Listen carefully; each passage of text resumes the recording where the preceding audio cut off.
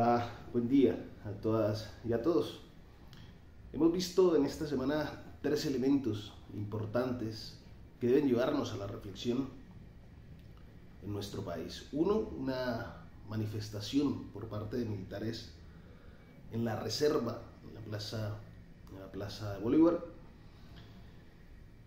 Dos, un descenso en la popularidad, o mejor, un ascenso en la desafección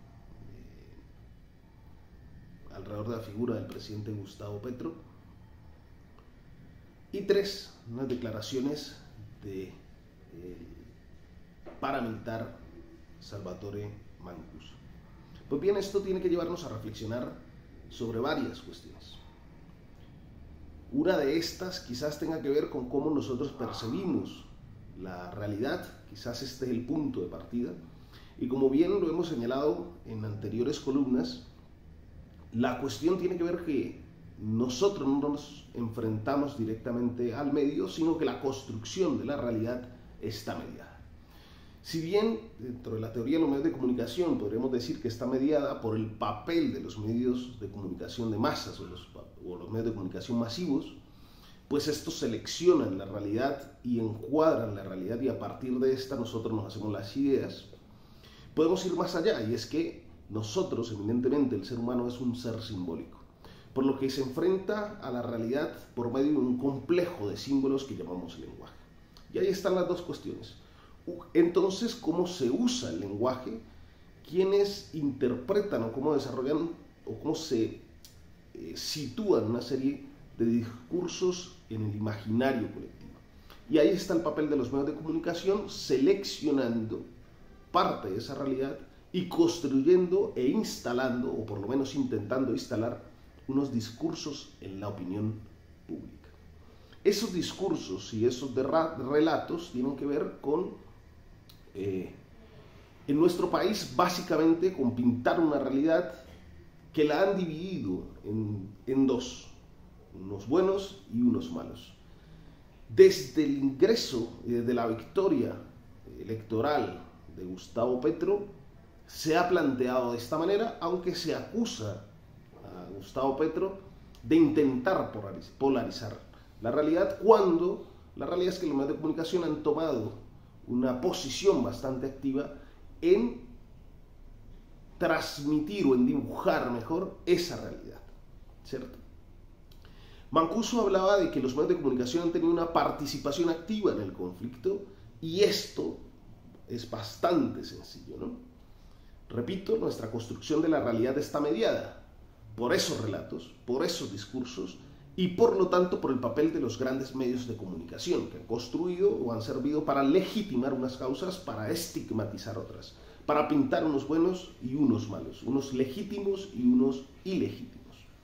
Así que si hoy nos podemos enfrentar a una situación de desafección, por ejemplo, frente al gobierno de Gustavo Petro, y podemos ver movilizarse en la plaza a expresiones de extrema derecha peligrosísimas que atentan contra la democracia y aún así tienen micrófonos abiertos en medios de comunicación y son reseñados, es porque los medios de comunicación han sido cómplices y en parte comparten unos discursos extremistas que en realidad tienen que ver con unas clases políticas, con una interpretación política ideológica de la realidad que eminentemente es antidemocrática.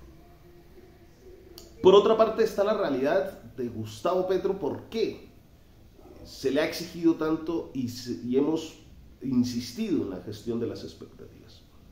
Y creo que el fenómeno de Gustavo Petro y el fenómeno del gobierno del cambio tiene que ver con el populismo bien interpretado, que tiene que ver con lo que nos plantea la Clau sobre la cadena equivalencial y el líder carismático.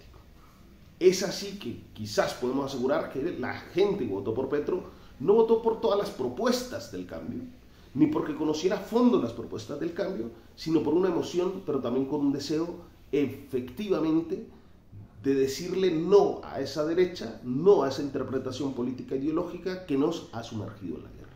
Por lo tanto, votó por la esperanza, el cambio como esperanza, en efecto. En ese sentido, de hecho, nosotros lo que vimos cuando la victoria electoral en la segunda vuelta era un ambiente festivo a lo largo y ancho del país, en donde desconocidos se abrazaban y se felicitaban por haber conseguido una hazaña histórica, que era derrotar a la derecha, derrotar al uribismo y por primera vez en nuestra historia tener un gobierno progresista. Ahora bien, esa esperanza, ese sentimiento de cambio, esa alegría que contagiaba y que llevaba a que extraños se abrazaran, parece que se va perdiendo. Y se va perdiendo, repito, porque igual hay que volver a ese Gustavo Petro y a esos actores políticos que estaban con la realidad de la población.